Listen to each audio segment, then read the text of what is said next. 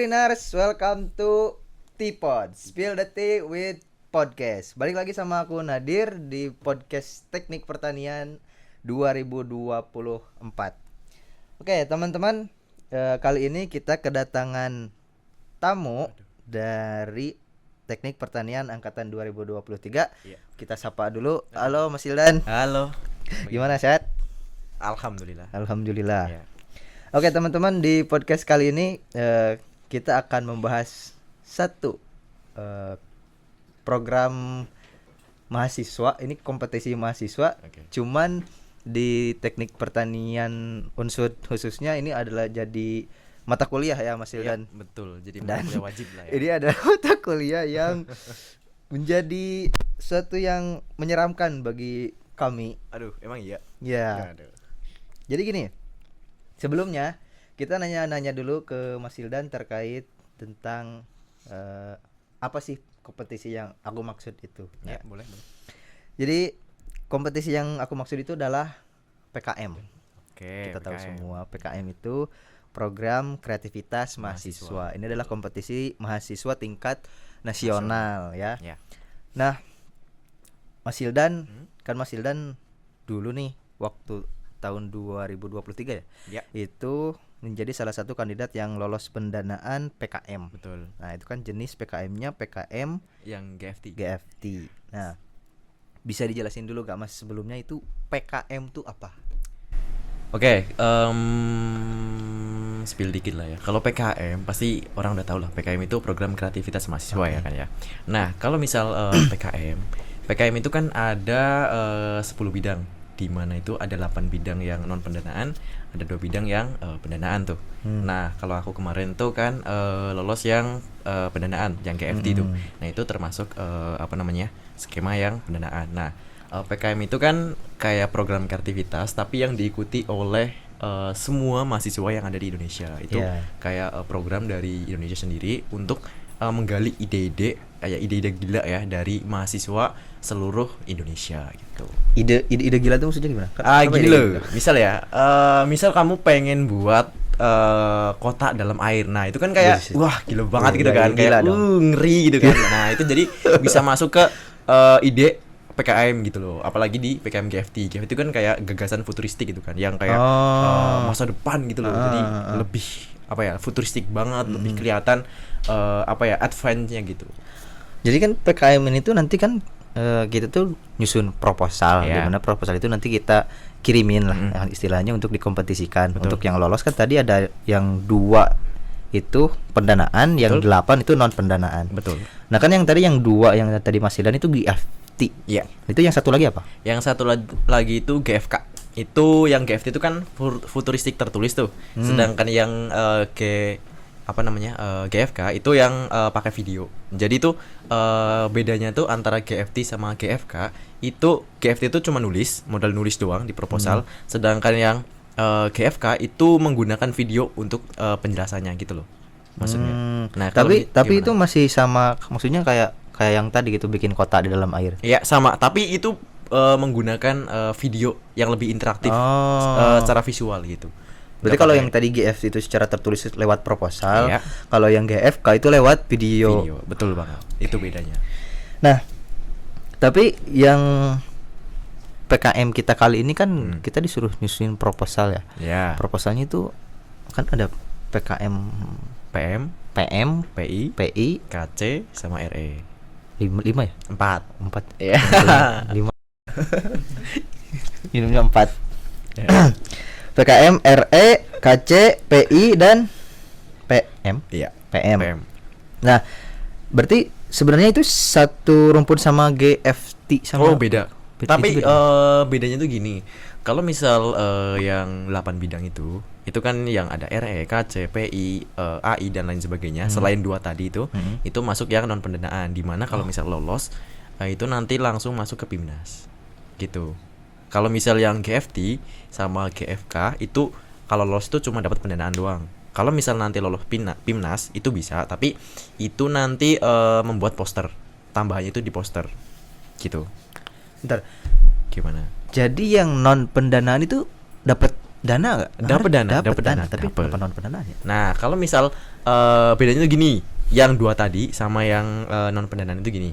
Yang kalau misal lolos PIMNAS ya, nanti kan ada biaya untuk merealisasikan ide mereka. Misal nih, kamu pengen buat traktor turbo tuh, misal ya. misal. Nah, itu tuh nanti bakal dikasih apa namanya ya, uang sekitar kalau misalnya sekarang itu kalau nggak salah ya, itu antara 6 sampai 12 juta. ya, juta. Oke. Nah, itu nanti dari dana itu kamu bakal gunain untuk merancang prototipe alatmu. Jadi nggak harus benar-benar jadi. Itu khusus yang kaca ya. Itu nggak harus benar-benar jadi. Yang penting ada prototipenya dan bisa digunakan. Gitu. Jadi sebenarnya yang pendanaan atau non pendanaan semuanya dapat dana. Dapat. Dapet Tapi dana. bedanya tuh antara yang pendanaan itu buat diri sendiri. Misal nih, aku dapat pendanaan nih. Nah, itu buat diri sendiri. Bebas buat apapun, gunain aja. Sedangkan yang apa namanya ya, yang non pendanaan yang tadi itu yang 8 itu kalau misal dapat uang itu wajib banget untuk merealisasikan Proposal yang dibuat. proposalnya, ya ide mereka. Gitu. Jadi bedanya tuh yang pendanaan itu kalau misalkan lolos uangnya buat kita, Iya. pakai aja lah, Iya. terserah kita. Iya, betul. Kalau yang non pendanaan ya uang itu digunakan untuk merealisasikan proposalnya. Betul. Oke. Betul. Jadi harus banget itu merealisasikan, nggak boleh uang itu digunain buat apapun itu selain merealisasikan ide mereka. Gitu. Nah berarti untuk yang GFT itu yang kemarin Mas Hildan itu berarti kan susah dong kalau misalkan Ya, diwujudkan, berarti ya. gara-gara itu uangnya yang Dipakai nggak sih. bisa dipakai buat merealisasikan itu kan? Ya, itu Oke. sebenarnya kayak upah buat apa Ide. ya? Iya, buat ide kita sama kita udah nulis sepanjang itu ya 10 lembar, kita udah nulis 10 lembar itu, kita dapat upah itu, pendanaan itu. Bebas buat apapun kita. Oh, alah. Wih. Lumayan. Lumayan lah. Berarti kemarin dapat berapa? Sepil nih. Ya iya dong. 2,5. 2,5. Itu bikin proposal doang dapat 2,5.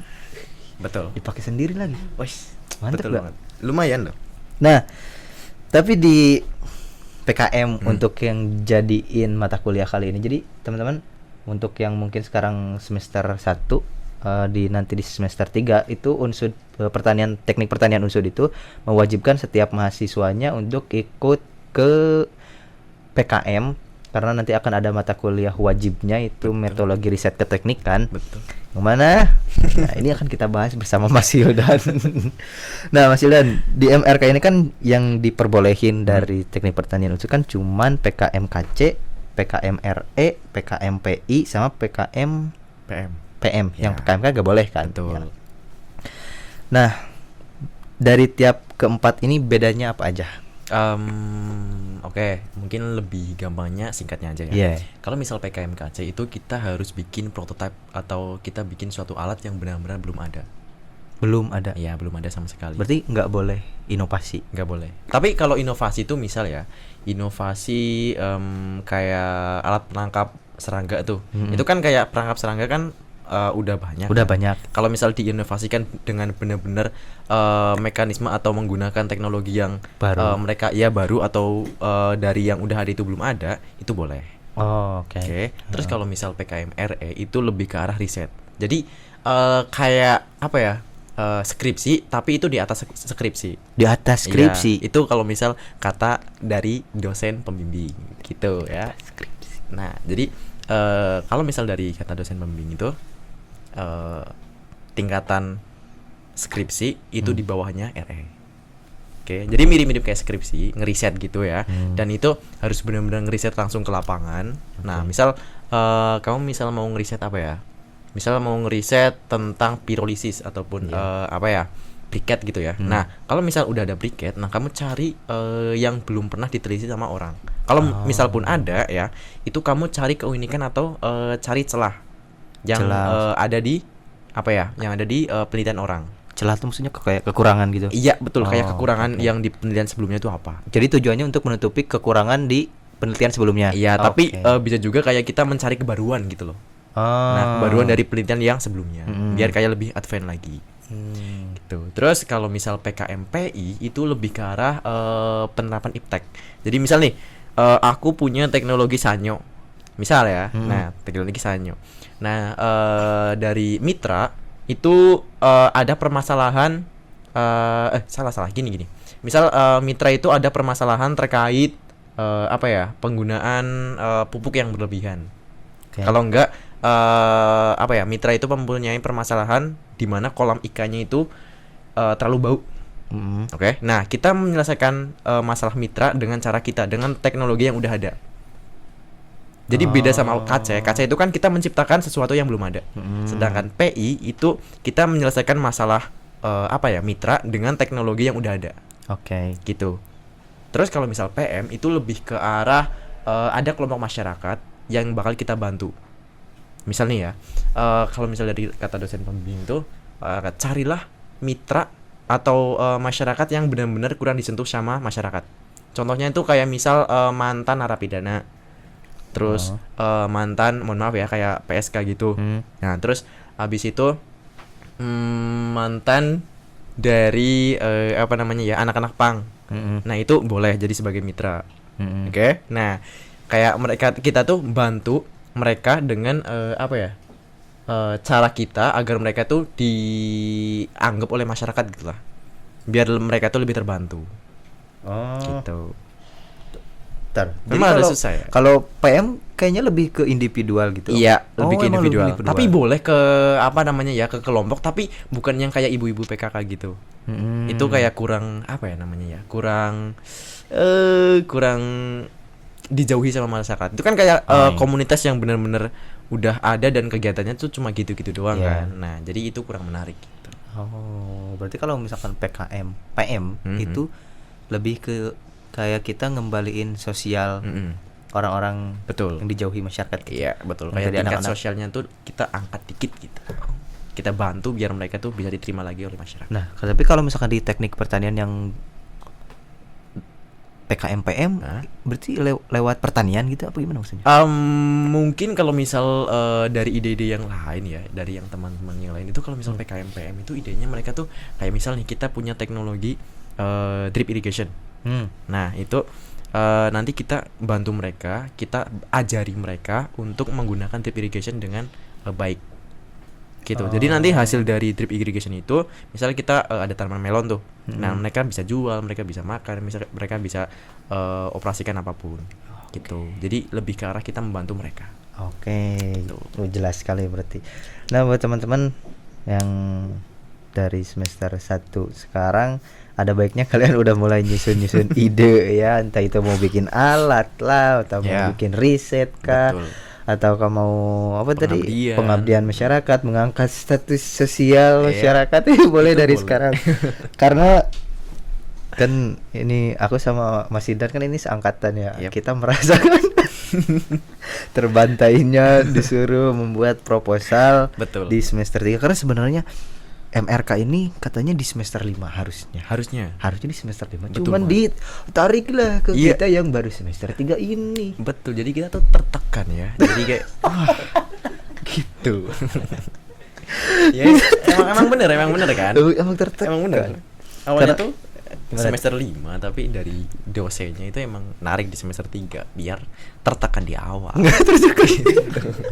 Jadi tujuannya adalah untuk tertekan di awal. Betul.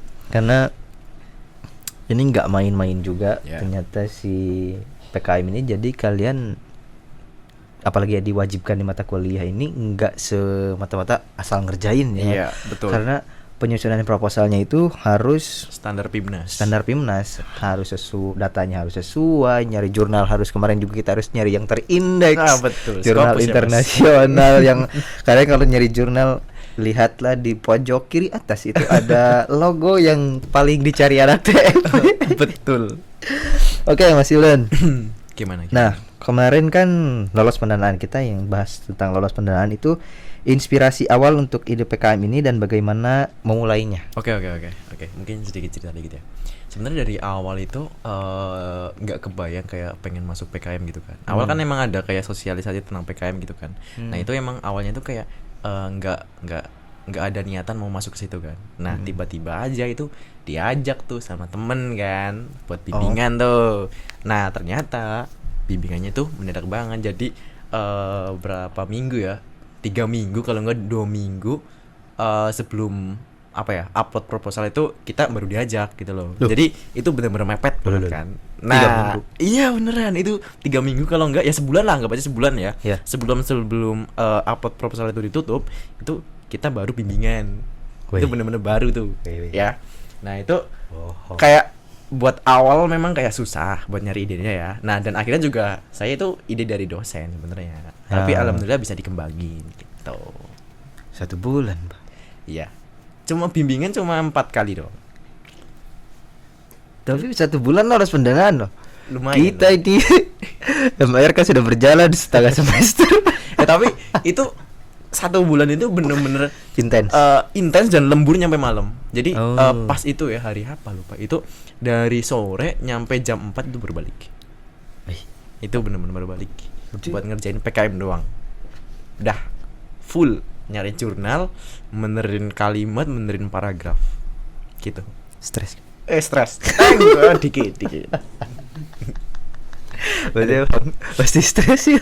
Lumayan. Awal-awal baru masuk kan langsung di kebut kayak gitu kan. Semester 1 ya itu? Ya semester 2 kalau nggak salah. Semester 2. 2. Nah, pantas lah dia sekarang biasa-biasa aja ngerjain proposal ini kan udah Ya. terbiasa. Betul. Kita yang Terbiasa. belum. Kita yang baru pertama ini. Alamak. Coba aja ngerjain dari sore nyampe malam jam 4 baru tidur. Nyampe malam nih, nyampe subuh. Berarti emang harus intens gitu ya ngerjainnya. Ya. Tapi jangan dipaksa. Kalau Tipes. dipaksa sih, kalau aku sih pingsan sih. Iya. Hampir kemarin hampir. Tapi lumayan lah. Nah, terus ini kan nanti ada lolos pendanaan. Mm. Nah, kita akan bahas soal seleksinya gimana. Oke. Dari tahap-tahapannya. Oke, kalau misal dari awal itu emang dari aku sendiri itu nggak tahu kan terkait kayak apa namanya ya seleksinya tuh gimana kan. Tapi dari kemarin kan ikut pelatihan mentoring tuh terkait mentoring PKM kan. Nah itu di situ tuh dijelasin tuh kayak apa ya seleksinya tuh dari tahap 1, tahap 2 itu gimana. Nah, itu Nah. gimana? Oke, spill dikit untuk tahap 1 itu sebenarnya kalau misal kamu taat aturan itu kamu lulus tahap 1. Kayak misal nih hanging, first line itu nggak diatur ya. Misal kayak kertasnya A4, fontnya, spasinya 1,15 itu kamu harus taat di semuanya. Oke. Terus yang paling utama tuh kecocokan topik. Misal nih kamu judulnya ini, Iya. ya, tapi penjelasannya tuh itu kan beda tuh. Oh, menyambung. beda, oke. Nah jadi itu kemungkinan nggak lolos pendanaan. Nggak lolos tahap 1. Nah dari tahap 1 itu kan banyak poin-poinnya tuh yang harus ditaati gitu kan. Satu aja yang nggak ditaatin itu udah nggak lolos. Langsung. Gugur. Langsung gugur. Satu toh. Oke. Dah. Apalagi kalau banyak kan, ya udah. Oke. Kalau misal satu aja nggak lolos ya udah. Kalau misal lolos semuanya, lanjut ke tahap 2. Nah di tahap 2 itu lebih ke arah apa ya? Isinya. Misal nih kayak paragraf 1 kamu bahas apa. Nah nanti korelasi antara paragraf 1 dengan isi kalimatnya itu dinilai. Gitu. Terus juga pustakanya yang paling penting ya. Nah harus terindeks. Kalau misal enggak ya udah gugur. Yang kemarin kita cerita. Iya betul. Yang kemarin kalian pusing-pusing itu. Nah itu harus Berarti banget terindeks. Tahap 1 itu tentang format. Format, ketaan format. Kalau nggak lolos tahap 1 Ya udah bisa lolos. Iya. Oke. Satu aja yang nggak lolos ya udah. Berarti kalau misalkan kayak salah titik doang gitu. Jeng itu enggak dong. Itu enggak. Oh berarti ya kan ada ketentuan-ketentuannya. Ya, Nah betul, berarti yang di pedoman tuh. yang kita nggak sesuai sama pedoman itu 1 aja langsung gugur. Iya, betul. Oke. Kayak misal kan nggak pakai cover tuh, kamu pakai kasih cover ya udah. Oh. Selesai hilang. Itu baru lihat awalnya doang langsung salah, hapus, udah selesai. Karena ini beribu-ribu proposal kan Iya, yang betul. diseleksi. Betul banget. Ya pantas sih sesusah itu ternyata proposal kalau pengen didanai. Betul.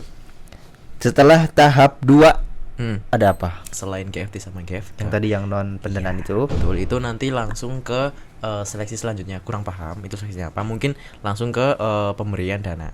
Oke. Oke, nah selain selanjutnya itu nanti apa ya? Pembuatan poster untuk perealisasian hasil dari alat, misal kaca itu ya. Hasil dari alat, nanti gimana posternya ditampilin sama presentasi itu hasil akhirnya itu presentasi. Jadi yang Pimnas ke-37 kemarin ya, itu kan yang menang itu kalau nggak salah dari Unhas ya. Iya, Nah, Unhas itu kan pertama. Dari lihat presentasinya itu kan kayak menggelegar banget gitu kan. Bagus banget itu kan. Nah, itu juga paling dinilai itu hasil akhir dari lolos Pimnas. Gitu. Jadi setelah lolos pendanaan itu nanti kita di kompetisiin lagi. Ya. Tapi kalau misalkan yang KC kan kita harus bikin alat. Ya. Kalau yang RE kita harus riset. Ya. Berarti kalau misalkan kita pengen masuk ke Pimnas untuk dikompetisiin lagi, artinya riset kita harus berhasil. Harus berhasil dan harus bener-bener menyelesaikan masalah yang ada. Oke. Berarti yang masuk ke Pimnas adalah proposal yang berhasil didanai dan risetnya berhasil dan semuanya bener-bener kayak bagus banget dari isinya, dari formatnya, dari mulai tata bahasanya dan semuanya itu benar-benar bagus. Oke. Sudah mulai menyeramkan di sini. Masih aman. Gimana? Tunduk terhadap MRK. Ya. Oke. Itu yang tadi berarti kalau misalkan udah lolos Pimnas, benefitnya apa?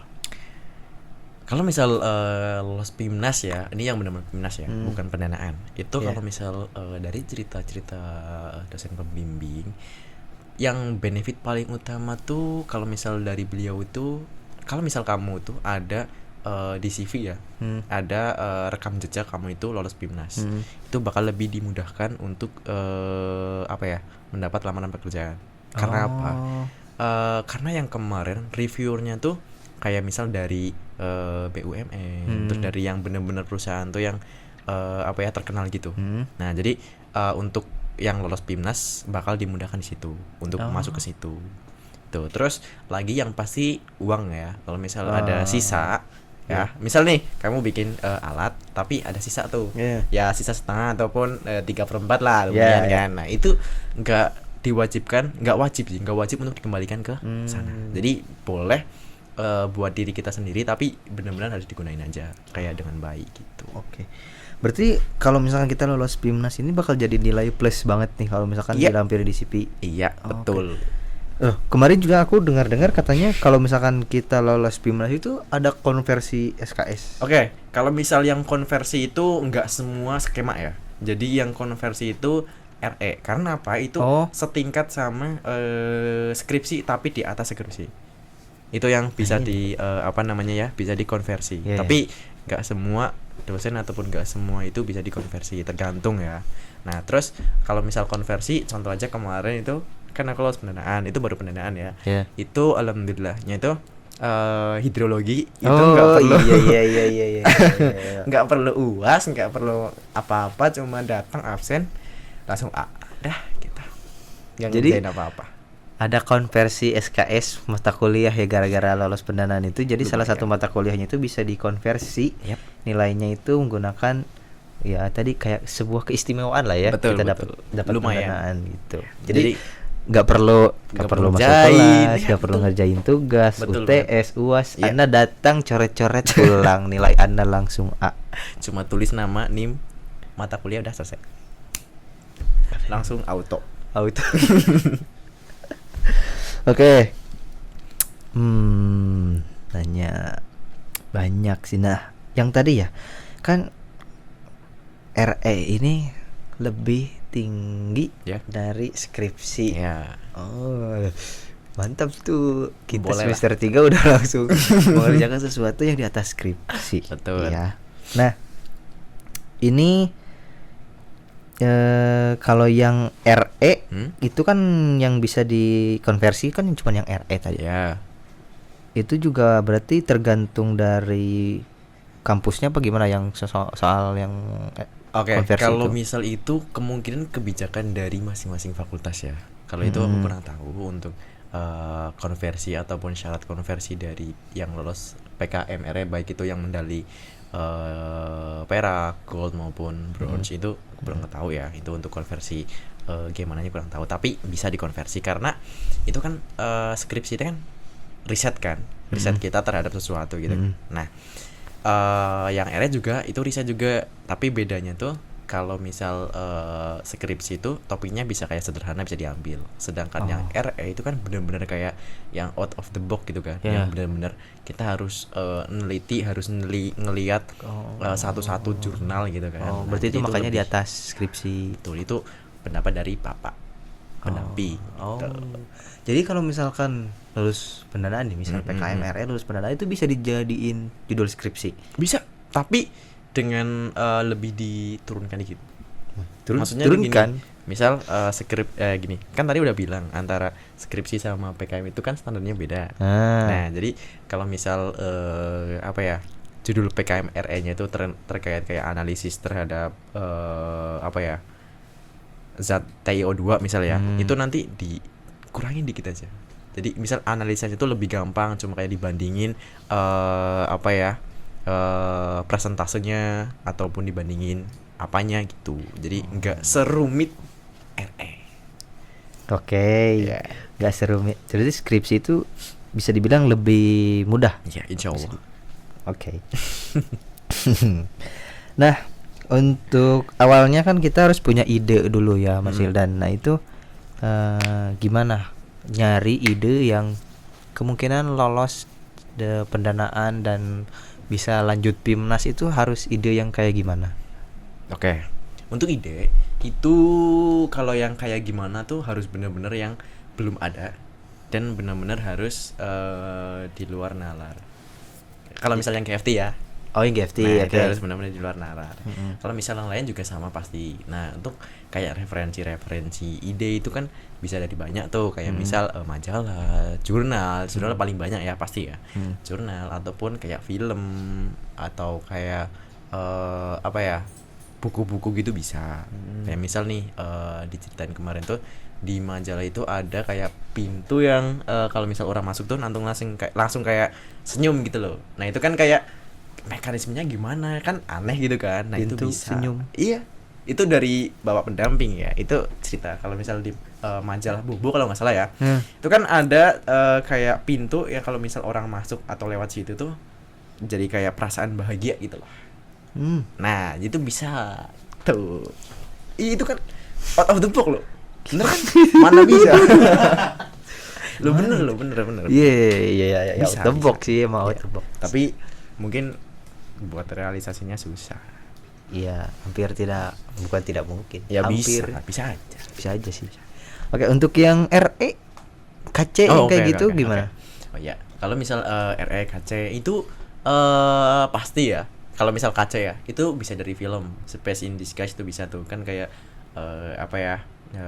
Film yang terkait kayak penelitian gitu kan, kayak ilmuwan gitu kan. Nah, itu bisa lihat dari situ. Kalau misal atau kamu lihat kayak jurnal terkait misalnya ada masalah di tembakau. Kayak tembakau itu kan pengering harus dikeringin secara matahari langsung dan lain sebagainya gitu kan. Nah, mungkin kamu bisa buat alat yang buat pengering tembakau dengan skala besar, tapi nggak usah pakai sinar matahari langsung. Tapi dari alat itu bisa memancarkan cahaya yang benar-benar mirip kayak matahari langsung. Ya, jadi kan itu bisa. Terus untuk RE, kalau RE sebenarnya bisa dari lingkungan sih. Kayak misal nih ada limbah yang tadi dibahas tuh terkait alpukat ya, yang banyak kan. Limbah alpukat. Nah, itu nanti limbah alpukat tuh ngandung apa, atau ada zat yang nggak bisa diurai atau enggak gitu kan. Nah, itu bisa dimasukin ke riset. Kayak misal kamu mau riset tanaman apa ya, hasil limbah dari alpukat itu hasilnya apa, nanti kamu riset gimana caranya biar limbah alpukat itu tuh nggak mencemari lingkungan. Gitu. Jadi kalau misalkan RE itu bisa jadi kita di lingkungan kita sehari-hari gitu, kita lihat potensi gitu. Iya, mungkin bisa jadi potensi, atau misalkan permasalahan di lingkungan itu bisa dijadiin ide. Cuman harus ada solusinya. Iya, betul. Oke, teman-teman dari kalian kalau misalkan ada pertanyaan langsung nanya aja ya. Boleh. Untuk terakhir nih, Boleh. tips untuk mahasiswa yang ingin mencoba mengikuti PKM. Dana salah PKM itu yang pertama itu kalian harus cari apa namanya, judul dulu, ataupun kalian nggak usah judul dah, kayak kalian tuh nyari apa yang bakal kalian masukin ke dalam proposal, nggak harus benar-benar judul jadi. Nah untuk judul nanti bisa kalian diskusikan dengan dosen pembimbing. Nah yang kedua yang penting, kalian cari dosen pembimbing yang benar-benar relevan dengan atau kayak dosen pembimbing yang ahli dan sesuai dengan topik yang kita bahas. Misal nih, aku pengen bahas terkait irigasi, itu kan berhubungan dengan air ya. Nah kalau misal kalian cari dosen yang ahlinya bukan di bidang air, nanti itu bakal mengurangi penilaian. Jadi usahakan nyari dosen yang benar-benar ahlinya itu sama dengan topik yang kita bahas gitu. Terus untuk yang ketiga itu kalian jangan malas baca pedoman. Itu benar-benar penting ya. Kenapa? Di pedoman itu bakal menjadi acuan penilai atau reviewer itu untuk menilai proposal kita. Jadi untuk kayak format, terus kayak tadi ya ada covernya atau enggak, itu kalian baca, kalian cermati dari awal sampai akhir, sampai kayak pembuatan lampiran itu kalian benar-benar harus cermati baik-baik. Khususnya di daftar pustaka itu kan ada stylenya kan. Nah itu harus benar-benar diperhatikan dengan baik. Terus yang terakhir itu isi dari proposal kalian ya, itu harus benar-benar menjelaskan solusi yang bakal kalian selesaikan gitu. Mungkin cukup. Jadi yang pertama adalah cari ide mulai dari sekarang, sedini mungkin. Iya, betul. Sedini mungkin, Cepat mungkin. Yang kedua itu cari dosen yang ahli di bidang topik yang bakal kita bahas. Yang ketiga jangan bosan, jangan malas, jangan malas. Baca pedoman. Iya, literasi. Karena itu justru tahap pertama ya. Betul, yang tahap pertama. Menaati pedoman itu tahap pertama. Dan yang keempat tadi itu apa yuk? apa tadi Pak? Kok aku lupa ya. Apa ya? Yang keempat itu intinya isi. Oh iya isinya jangan sampai melenceng. Jangan sampai melenceng. Solusinya ya dari topik yang kalian bahas itu harus jelas. Ya, betul. Tergambar dengan jelas. Oke. Dari teman-teman ada pertanyaan di belakang?